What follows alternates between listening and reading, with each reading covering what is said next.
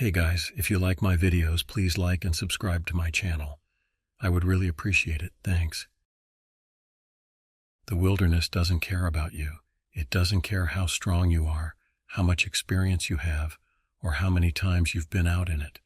That's something I've learned as a ranger in Yosemite National Park.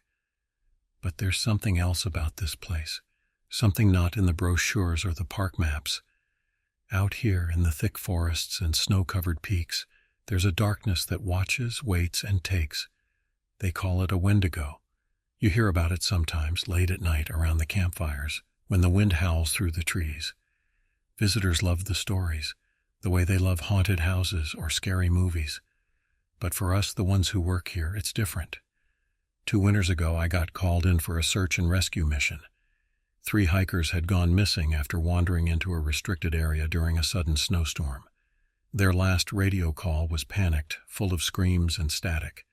Then nothing. They were experienced hikers, or so their permits said. But experience doesn't mean anything when you're up against nature, or something worse. We waited out the storm, but by the time the skies cleared, it was too late. A team of us was sent to look for them. We knew the area, an isolated stretch of dense forest bordered by steep cliffs. It wasn't on any public trail maps, and for good reason. People whispered that it was cursed, that strange things happened there. I didn't believe the stories then, not really. We found their campsite just before dusk on the first day. It was buried under a thick layer of snow, like something had tried to erase it from existence. The tents were ripped to shreds, their poles bent like wire. There were no signs of the hikers, but we found tracks, huge skeletal footprints leading away from the site. They weren't human. That night, as we set up camp, I couldn't shake the feeling of being watched. I told myself it was the cold, the isolation, the stress of the search. But when I looked out into the forest, I saw something moving between the trees. It was tall, impossibly thin, and its eyes glowed like embers in the dark. I didn't sleep much that night. The next morning I volunteered to search alone, wanting to cover more ground. I told myself it was because I wanted to find the hikers faster. But deep down I knew it was because I needed to know what I had seen, what I had felt. That was my mistake.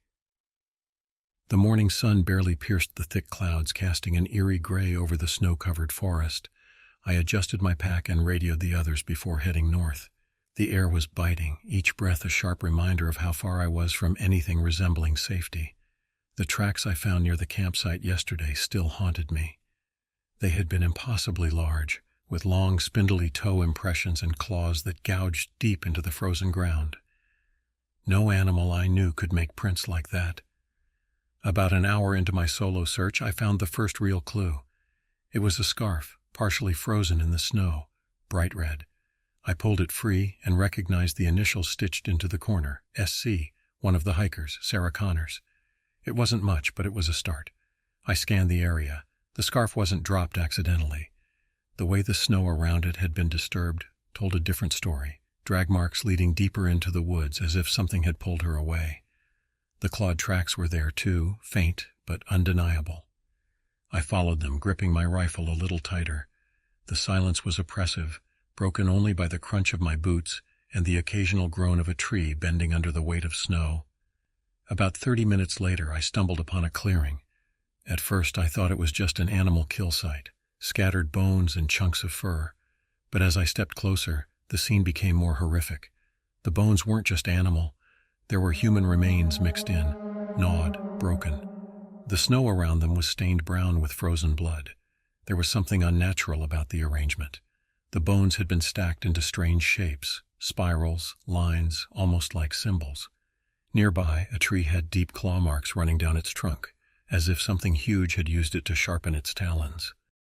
I knelt to inspect a piece of fabric caught in the branches. It was from a jacket, torn and bloodied, matching the description of what one of the hikers had been wearing. My heart sank, but I couldn't afford to stop. If there was even a chance someone was still alive, I had to keep going. That's when I heard it, a distant, high-pitched scream that cut through the silence like a blade. It wasn't human. It sounded like something mimicking a scream, stretching and twisting it into something horrifyingly unnatural. My instincts screamed at me to turn back, but I forced myself forward, rifle raised. The tracks grew fresher as I pushed deeper into the woods. The claw marks on the trees became more frequent, some etched high above my head, suggesting whatever made them wasn't bound by the ground. Then I saw it, a shadow moving between the trees. It was fast, almost too fast to track, but it wasn't my imagination. Whatever it was circling me, testing my nerves. I should have radioed for backup. I should have turned back. But something in me, a mix of stubbornness and fear, kept me moving forward. The wind picked up, carrying with it the faint scent of decay. I was getting close. The deeper I went, the worse the air became. The wind carried a stench like rotting meat, sharp and overwhelming. I pulled my scarf tighter over my nose, but it barely helped. The snow beneath my boots was tinged with patches of blackened frost, as if the ground itself had been poisoned by something vile. The claw marks on the trees were more than just gouges. They were deliberate, almost like warnings. Each slash was jagged, angry, and deep enough to reveal raw wood beneath the bark. They weren't random. They formed a path, leading me toward something. And then there were the footprints. The first time I got a clear look at them, I stopped cold. They were massive, at least 3 times the size of my own boots, and they didn't belong to any creature I could name. The skeletal structure of the tracks, thin, elongated toes with deep claw marks, was grotesque. Worse, they walked in a bizarre, unnatural pattern, long strides, as if the thing had been running, but the gait was wrong, uneven. The fresh snow around them had melted slightly, as if the creature's steps carried an unnatural heat. It was as if the land itself recoiled from whatever this thing was. I crouched low to examine the prints, my gloved hand hovering above one. The snow felt warm here, the frost melting into tiny rivulets of water. My gut churned with unease. Whatever had made these tracks wasn't just big. It was something that didn't belong in this world. As I straightened, a low guttural growl reverberated through the forest. It wasn't close, but it was enough to make me tighten my grip on the rifle slung across my chest. The sound didn't echo like it should have. Instead, it seemed to come from everywhere at once, sinking into my bones.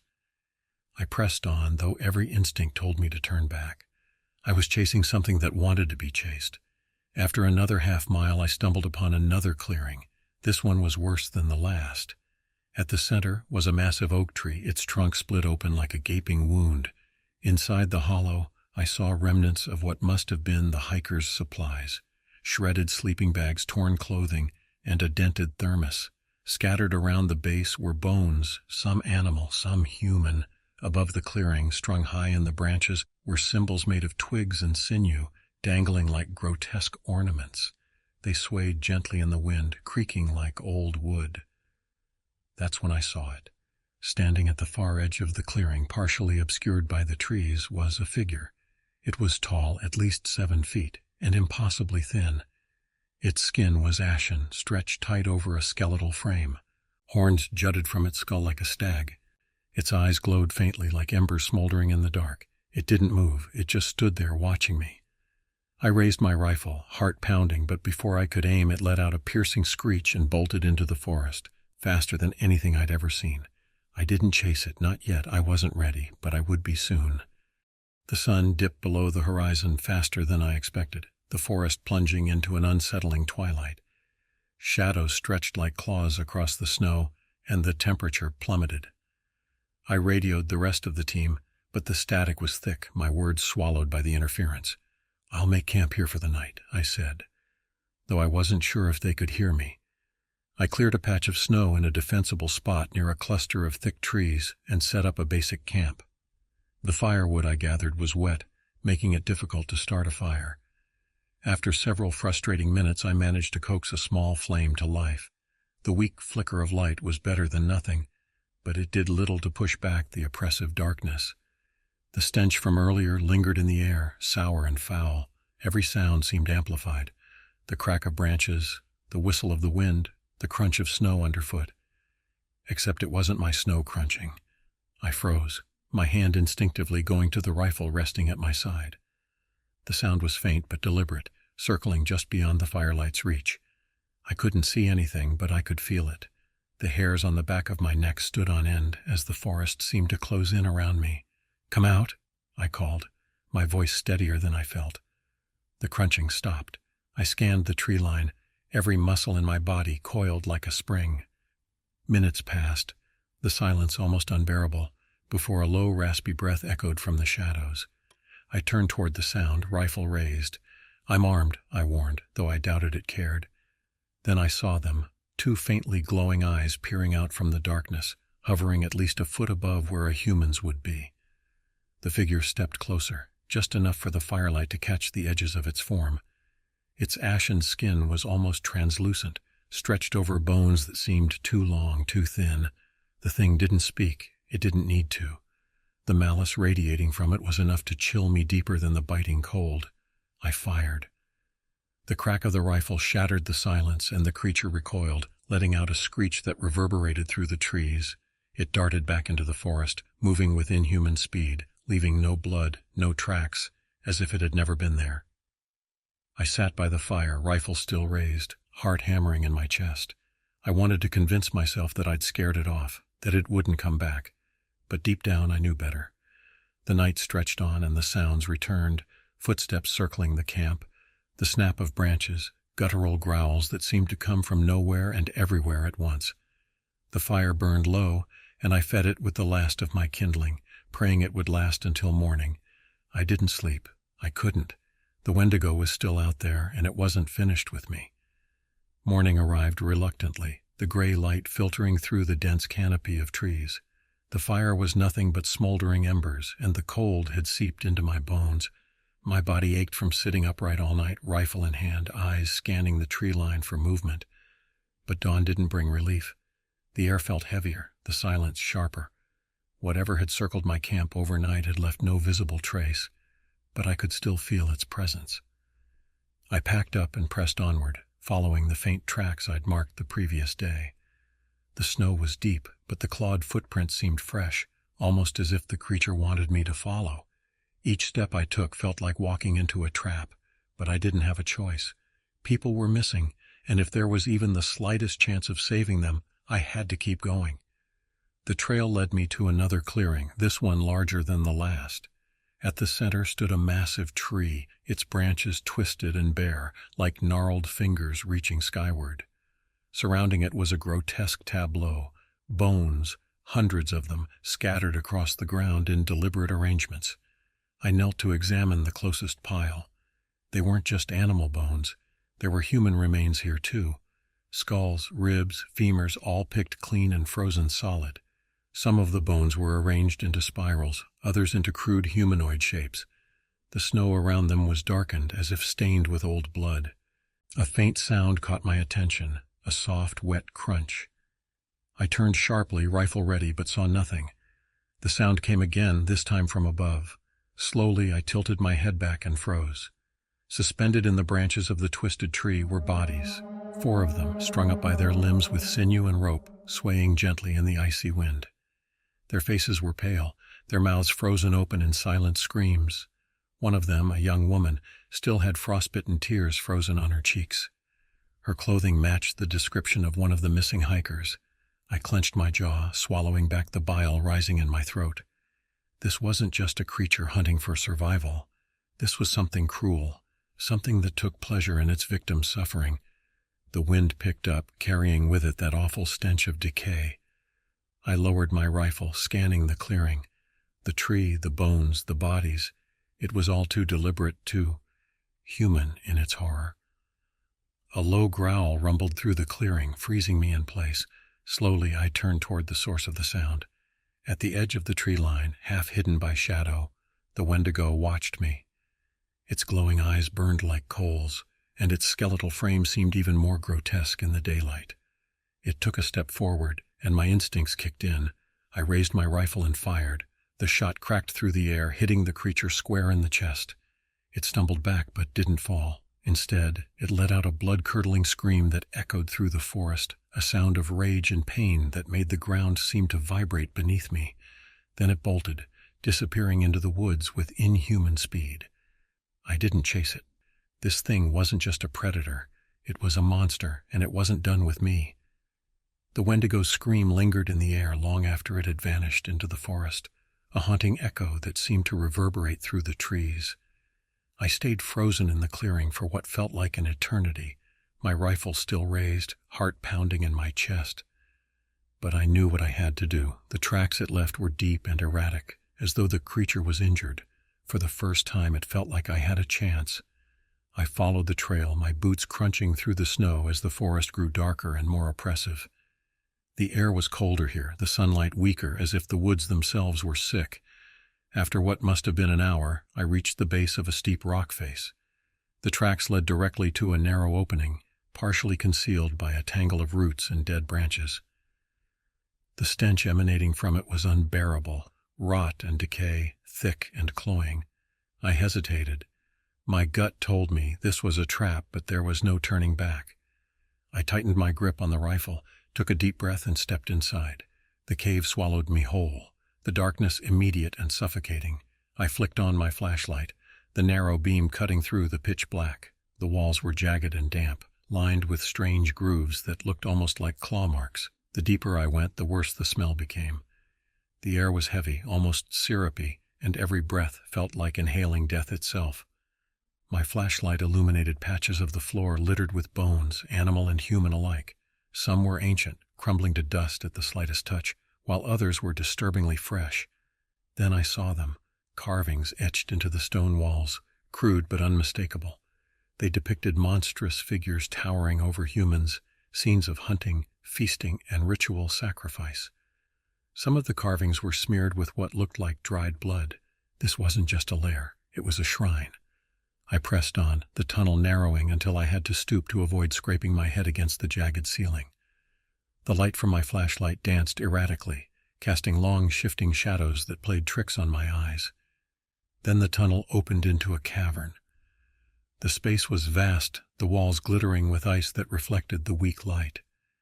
At the center was a grotesque altar made of stone and bone, slick with frozen blood. Surrounding it were the remains of more victims, bodies in various states of decay, some piled in heaps, others positioned in ways that seemed deliberate, almost reverent. I stepped closer to the altar, my boots crunching over shards of bone. That's when I heard it, a wet, rasping breath. I spun around, rifle raised, as the Wendigo emerged from the shadows. It was worse up close. Its skin was stretched impossibly tight over its skeletal frame, its ribcage visible beneath a thin layer of ashen flesh. The horns curling from its skull glistened with frost, and its glowing eyes burned with intelligence and malice. It let out a low growl, the sound vibrating through the cavern. Slowly it circled me, its movements predatory and deliberate. This time there was no hesitation. I fired. The shot hit its shoulder, the force staggering it slightly, but the creature barely flinched. It let out a guttural roar and lunged, faster than I thought possible. I barely had time to dodge, its claws raking the air where I had been moments before. I fired again, the sound deafening in the enclosed space. The bullet struck its leg, and this time it fell to one knee, snarling in pain, but it didn't stop. The Wendigo rose, towering over me, its glowing eyes locked on mine. For the first time I felt a flicker of something worse than fear, helplessness. It wasn't just an animal, it was something ancient, something far beyond my understanding, and it wasn't going to let me leave this cave alive. The Wendigo lunged again, its speed defying its emaciated frame. I barely managed to roll to the side, my flashlight skittering across the icy ground and plunging the cavern into half-darkness. Shadows flickered wildly as the beam spun, casting grotesque shapes on the walls. I raised my rifle and fired again, the shot striking its chest. It staggered, letting out a guttural screech, but it didn't fall. Instead it reared up, its skeletal frame towering over me, claws outstretched. I scrambled backward, reaching for my sidearm. The Wendigo advanced, moving with a terrible, jerking gait that made my stomach churn. The sound of its footsteps was wet and unnatural, as if its bones were grinding against each other. "Stay back!" I shouted, though I knew it wouldn't listen. I fired my pistol, the shots cracking like thunder in the confined space. One hit its shoulder, the other its leg. It shrieked and fell to one knee again, clawing at the ground as if trying to pull itself closer. The glow of its eyes was unbearable, filled with hatred and hunger. Then it spoke. Its voice was a low, guttural rasp, the words twisted and broken, like shards of glass dragged over stone. "Why do you fight?" The sound froze me in place. It wasn't just the fact that it spoke, it was the way it seemed to speak inside my head, bypassing my ears entirely. The voice was a cold, invasive presence, burrowing into my thoughts. I didn't answer. I couldn't. The Wendigo used my hesitation to move, slamming one clawed hand into the ground and dragging itself toward me. I fired again, the bullet ripping through its shoulder, but it barely flinched. Its other hand lashed out, claws grazing my arm. The pain was immediate and sharp, blood staining the sleeve of my jacket. I stumbled back, my boot slipping on the icy ground, and fell hard. The creature loomed over me, its rotting face inches from mine. Its breath was hot and putrid, the stench of decay overwhelming.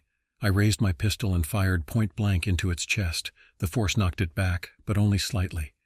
"You cannot kill me," it rasped, its jaw twisting unnaturally as it formed the words. I gritted my teeth, my mind racing. My bullets were wounding it, but they weren't enough. I needed another plan, something to tip the odds in my favor. My flashlight's beam flickered and landed on the altar at the center of the cavern. The stones were covered in strange, blackened symbols, smeared with dried blood. If this was the creature's lair, its sanctuary, then maybe it was also its weakness. I made a split-second decision, holstering my pistol and sprinting for the altar. The Wendigo let out a furious roar and gave chase, its claws scraping against the ice as it moved. Reaching the altar, I grabbed one of the sharpened bones sticking out of its base. It was jagged, crude, but solid. The Wendigo closed the distance in an instant, and I turned just as it lunged. With every ounce of strength I had, I drove the bone into its chest. The creature let out a deafening scream, its body convulsing violently. Black, viscous liquid seeped from the wound, hissing and steaming as it hit the icy ground. It thrashed, claws flailing wildly, but the strike had weakened it. I didn't wait to see what happened next. I grabbed my flashlight and ran, the creature's howls echoing behind me. The tunnel seemed to stretch on forever, but I didn't stop. My heart pounded in my chest, my breath ragged. Finally, I burst out into the open air, collapsing in the snow. The forest was silent, save for the faint sound of wind. The Wendigo hadn't followed me, but I knew it wasn't over. I lay in the snow for a moment, my chest heaving as I struggled to catch my breath. The air outside was colder, sharper, but it felt clean compared to the fetid stench of the cave.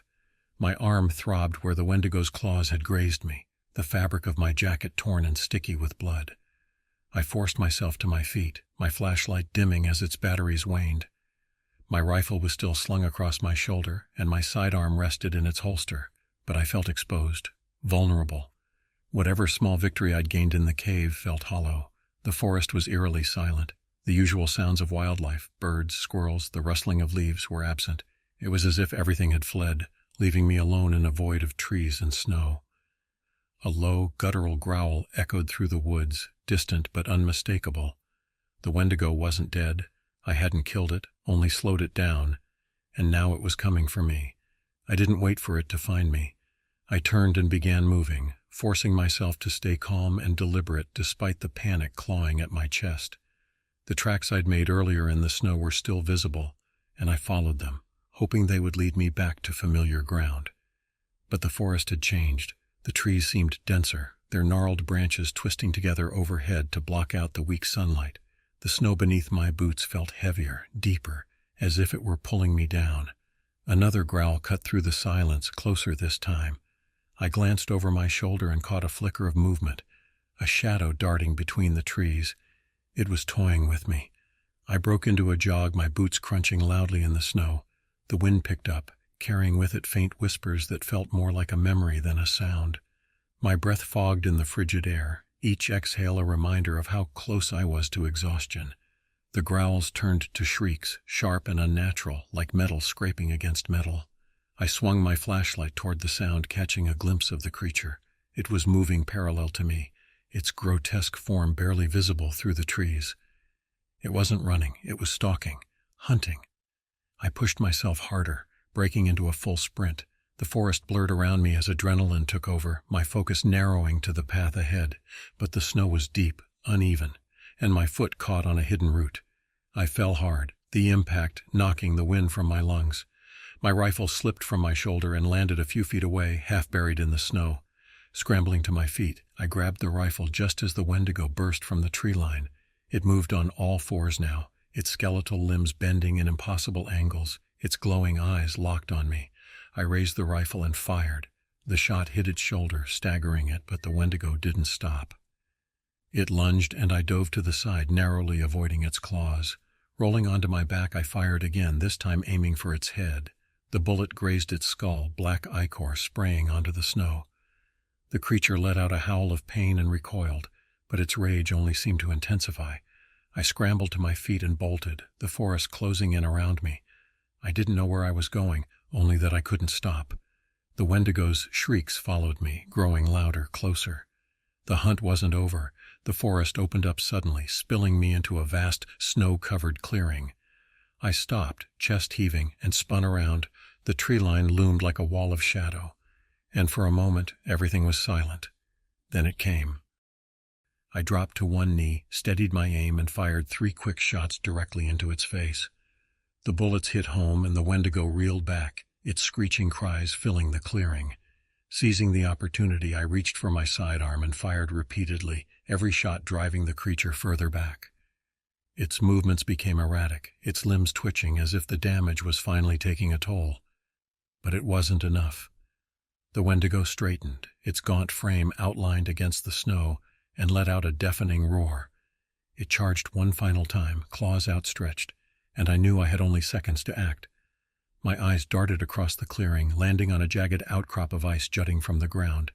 I ran for it, sliding across the snow and positioning myself behind the sharp edge.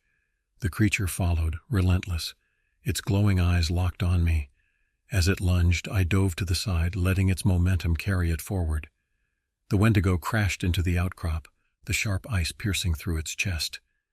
It let out an otherworldly scream, thrashing wildly as the ice held it in place. Black ichor poured from the wound, hissing and steaming as it hit the snow. I didn't hesitate. I aimed my sidearm at its head and fired the last 2 rounds. The creature's movement slowed, its body convulsing as if fighting against death itself. Finally, with a shuddering gasp, it collapsed, its glowing eyes fading to dark. The clearing fell silent. I stared at the lifeless form of the Wendigo, my breath visible in the frigid air. The snow around it was stained black, the ichor freezing into strange, jagged patterns. It was over. Or so I thought. The clearing was quiet now, the only sound the soft whistle of the wind through the trees. My hands trembled as I lowered my sidearm, its barrel still warm from the last shot. The Wendigo lay still, its emaciated body twisted and broken, impaled on the jagged ice. I didn't feel victorious. The creature's black blood had seeped into the snow, leaving strange patterns that seemed to writhe and shift when I looked too long. The air felt heavier, colder, and the forest around me remained unnaturally silent. It was as if the land itself mourned, or perhaps celebrated the death of something ancient. I forced myself to move, retrieving my rifle and what was left of my gear. My arm throbbed where the Wendigo's claws had raked me, and the warmth of my blood soaking into the fabric was a stark contrast to the biting cold. I radioed the search team, but the static was worse now, a garbled mess of noise that made my skin crawl. Either the creature's presence had disrupted the signal, or I was too deep in the wilderness for it to matter. I retraced my steps as best I could, leaving the clearing and the Wendigo's corpse behind. The hike back to familiar ground felt endless, every shadow a potential threat, every gust of wind a reminder of what I'd faced. When I finally stumbled into the ranger station hours later, the sun was setting, casting long shadows across the snow-covered landscape. My colleagues were already waiting, their faces a mix of concern and relief. "What happened out there?" one of them asked, his voice tense.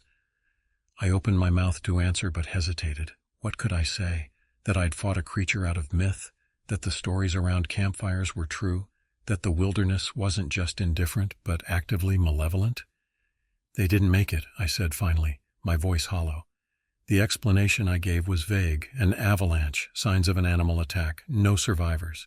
It was enough to satisfy the others, but I saw the doubt in their eyes. They knew something didn't add up. That night I sat alone in my cabin, the events of the day replaying in my mind. No matter how much I tried, I couldn't shake the image of the Wendigo's glowing eyes or the sound of its voice cutting into my thoughts. When I finally drifted off to sleep, I dreamed of the clearing, of the black ichor spreading across the snow, of faint glowing eyes watching me from the darkness. The next morning I woke to find claw marks on the wooden door of my cabin, shallow but deliberate. The Wendigo was gone. I had killed it. But its presence lingered, a stain on the forest, on the land, on me. As a ranger, it was my duty to protect Yosemite's beauty and its visitors. But now I understood there were things here that couldn't be protected from or fought. The forest was alive in ways most people couldn't comprehend, and somewhere, deep in its shadowy heart, something else was waiting, watching. Next time, I'll share more stories from my time as a park ranger in Yosemite National Park. Later, guys.